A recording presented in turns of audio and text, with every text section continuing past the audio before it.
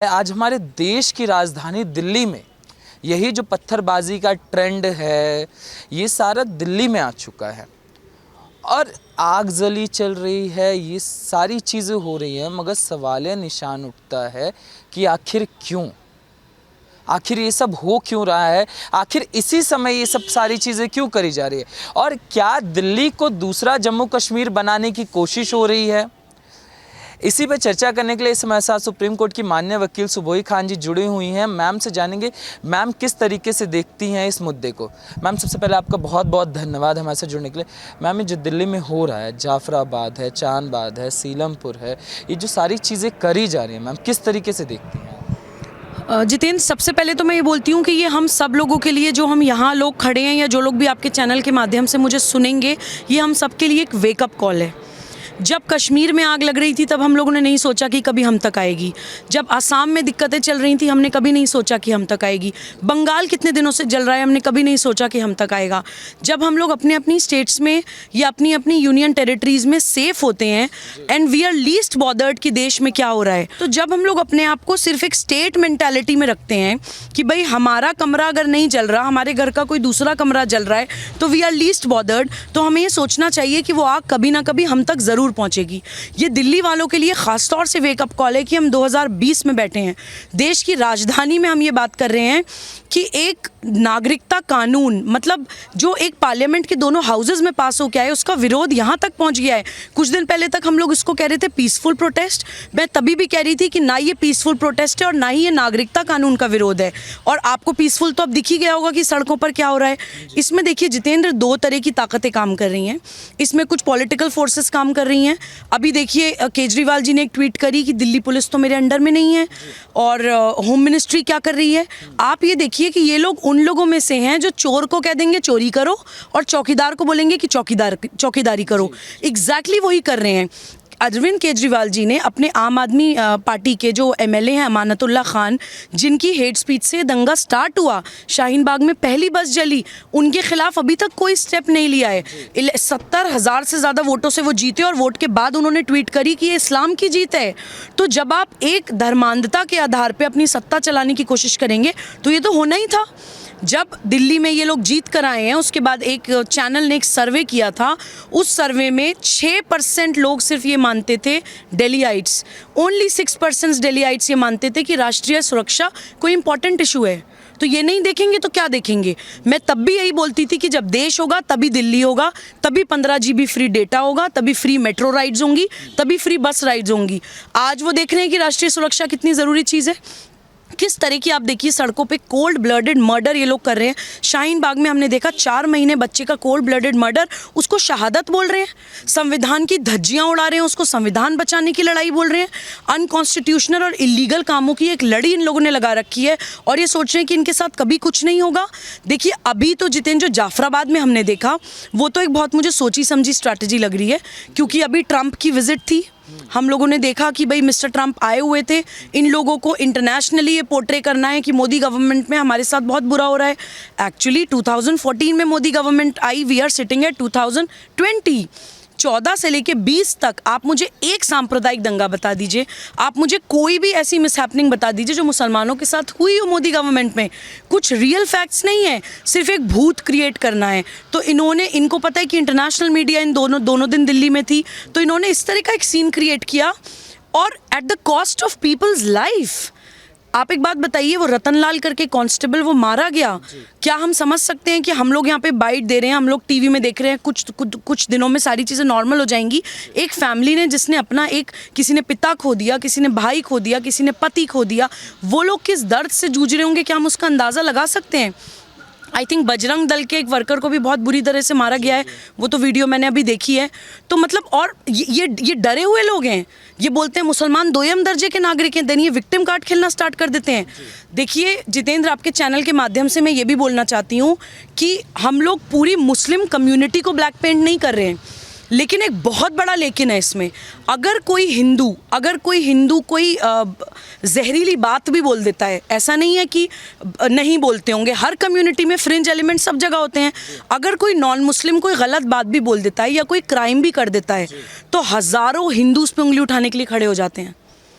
तबरेज़ अंसारी के मर्डर में ऑलमोस्ट 1600 हिंदू परिवारों ने ये बोल दिया था कि हम सामूहिक तौर पे इस्लाम कबूल कर लेंगे अगर लिंचिंग हुई देश में। हालांकि लिंचिंग नहीं थी, 135 करोड़ पॉपुलेशन में अगर 2-4 मर्डर्स हो गए, ये लोग एक नरेटिव क्रिएट कर देते हैं, एक उसको मॉब लिंचिंग का नाम दे दिया, देश को लिंचिस्तान बोलना स्टार्ट कर दिया। बट मैं आपको फीलिंग बता रही हूँ कि 1600 हिंदू परिवार गलत बोलने के लिए आगे आके खड़े हो गए थे।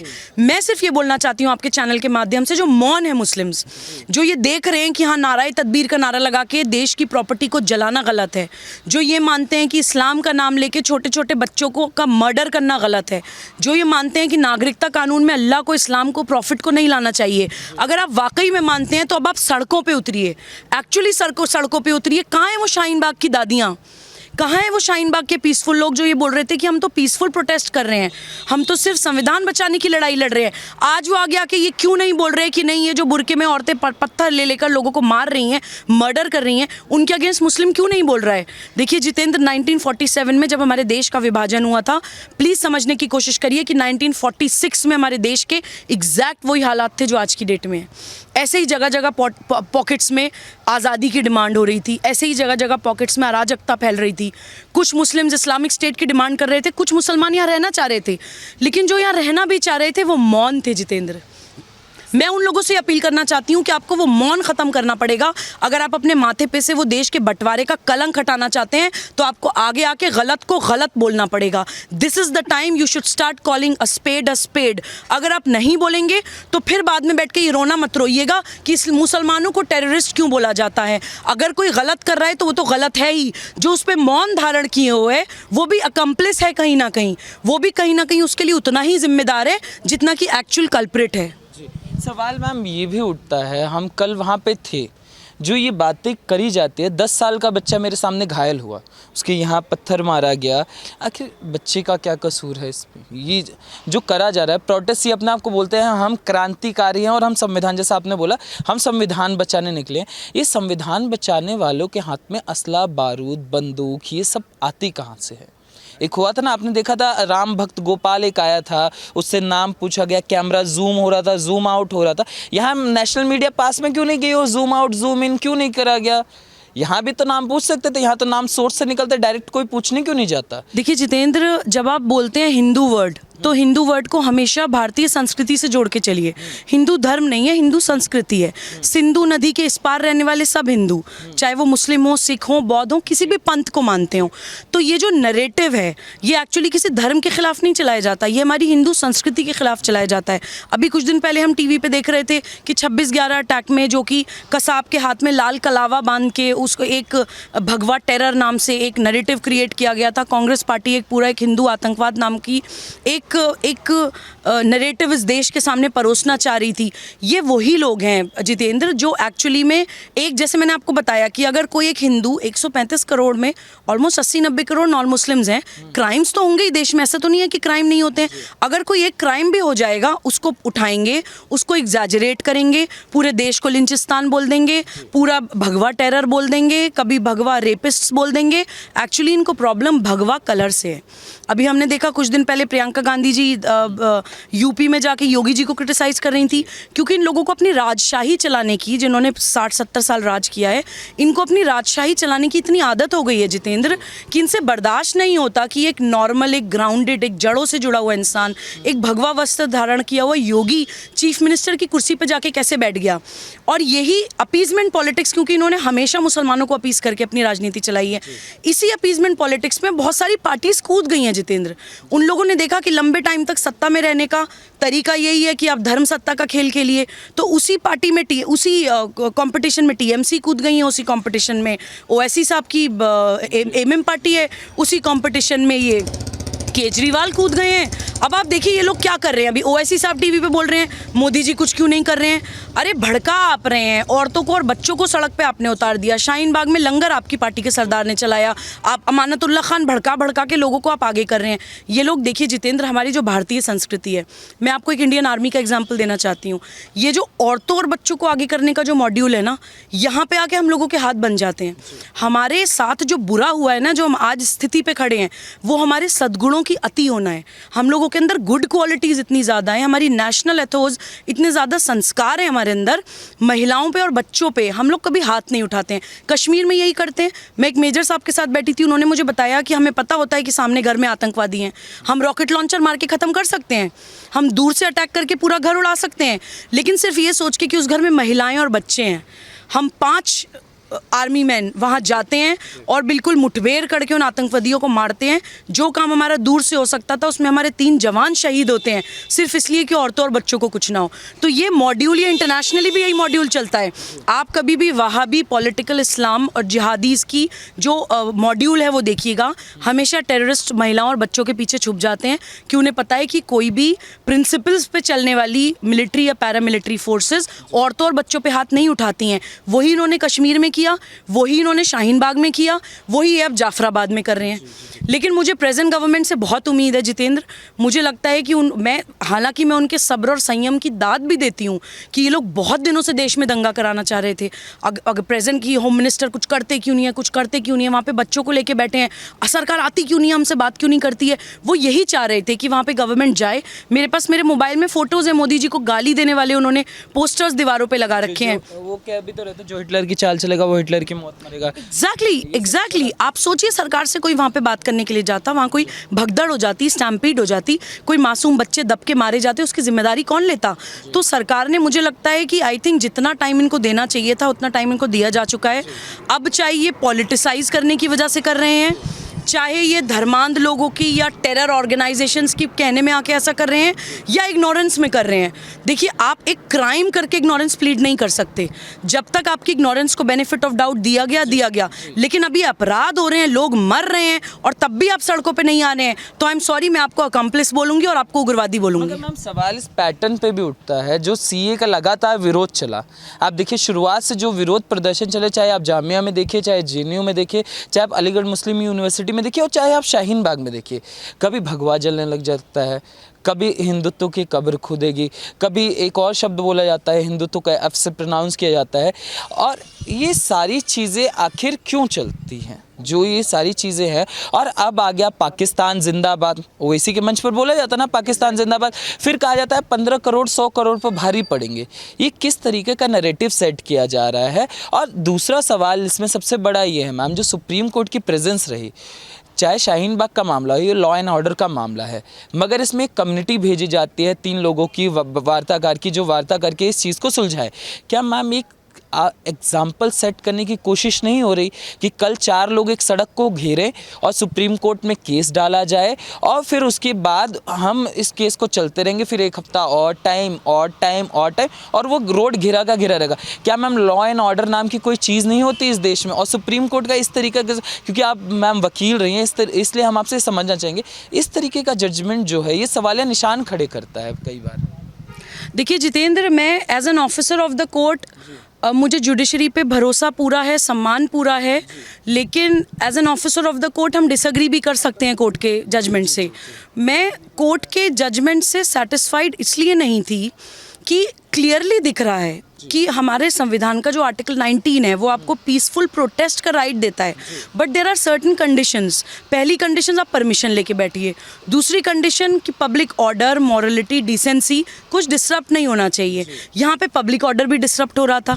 7-7, 8-8 घंटे आपने, सुप्रीम कोर्ट के ही वर्ड है, पूरी सिटी को आपने होस्टेज कर दिया। यहाँ पे डिसेंसी भी आप डिस्टर्ब कर रहे थे, मॉरलिटी की आपने धज्जियाँ उड़ा रखी थी, गंदी गंदी गालियों के आपने देश के प्राइम मिनिस्टर को गाली देते हुए आपने दीवारों पर पोस्टर्स बना रखे थे। तो कुछ भी कॉन्स्टिट्यूशनली तो नहीं हो रहा था।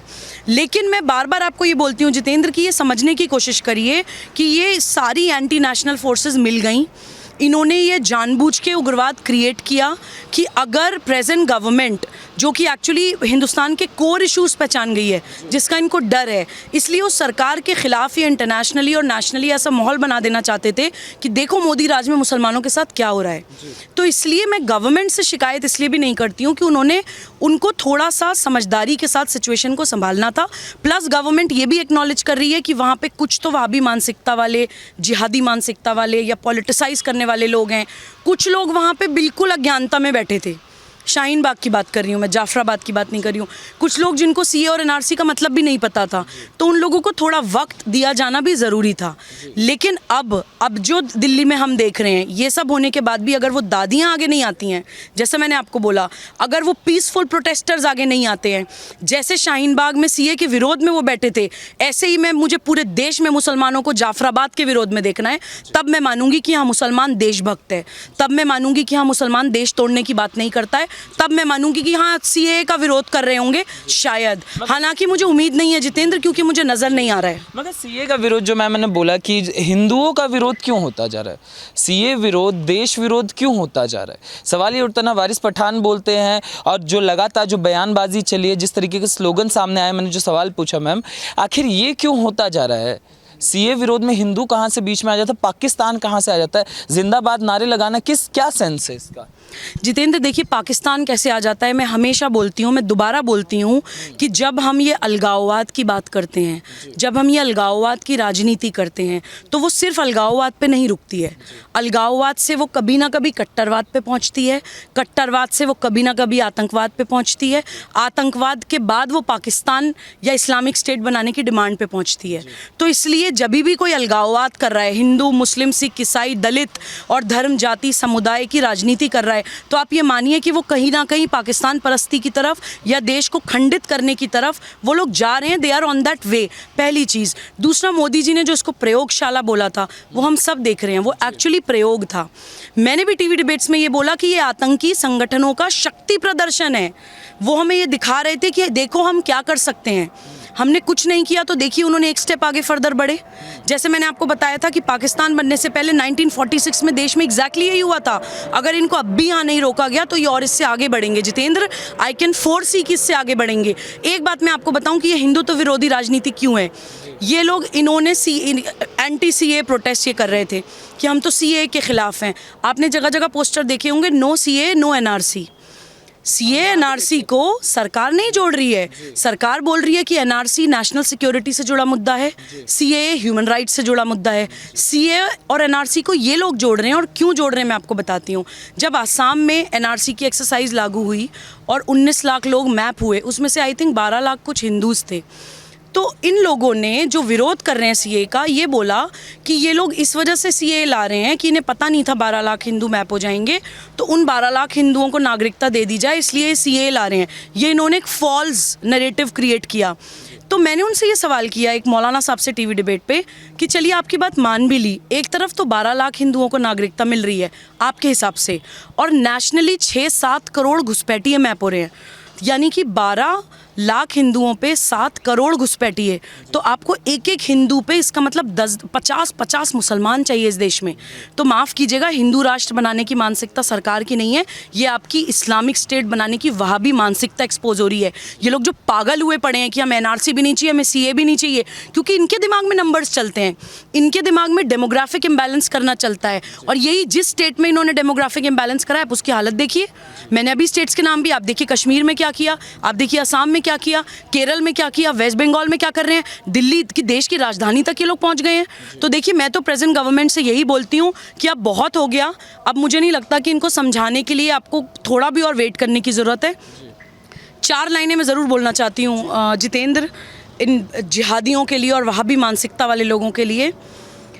उपदेशो ही मूर्खानाम प्रकोपाय न शांतये, पयः पानम भुजंग नाम केवलम विषवर्धनम।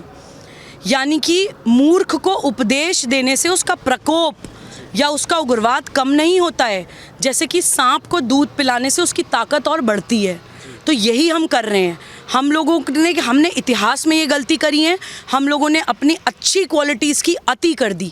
हमने कभी ये नहीं सोचा कि हमें शस्त्र और शास्त्र दोनों में बैलेंस करना बताया गया है। हमें ह्यूमन राइट्स भी सिखाया गया है, लेकिन हमें नेशनल सिक्योरिटी भी सिखाई गई है। इसलिए मैं कहती हूँ एनआरसी भी ज़रूरी है इस देश में, इसलिए मैं कहती हूँ कि सीएए भी ज़रूरी है इस देश में। और अब एक्चुअली एक्शन लेने का वक्त है। मुझे नहीं लगता कि अब गवर्नमेंट को रुकना चाहिए, and I am most certain कि अब रुकेंगे भी नहीं। जी मैम, बहुत बहुत धन्यवाद मैम हमारे साथ जुड़ने के लिए आपका। हम आपसे भी जानना चाहेंगे कि आप किस तरीके से देखते हैं ये जो देश की राजधानी में हो रहा है और जिस पैटर्न से ये सारा किया जा रहा है, आपको क्या समझ आता है? क्या देश की राजधानी को दूसरा कश्मीर बनाना चाहते हैं? और आखिर ये सब किया क्यों जा रहा है, जैसा मैम ने बताई ये सारी चीज़ें, आप इसको लेकर क्या सोचते हैं हमें कमेंट सेक्शन में ज़रूर बताइए। वीडियो देखने के लिए आप सभी का बहुत बहुत धन्यवाद। और मैम का ट्विटर, इंस्टाग्राम, फेसबुक का हैंडल आपको डिस्क्रिप्शन में मिल जाएगा, आप मैम को जाकर वहाँ फॉलो कर सकते हैं। धन्यवाद आप सभी का वीडियो देखने के लिए।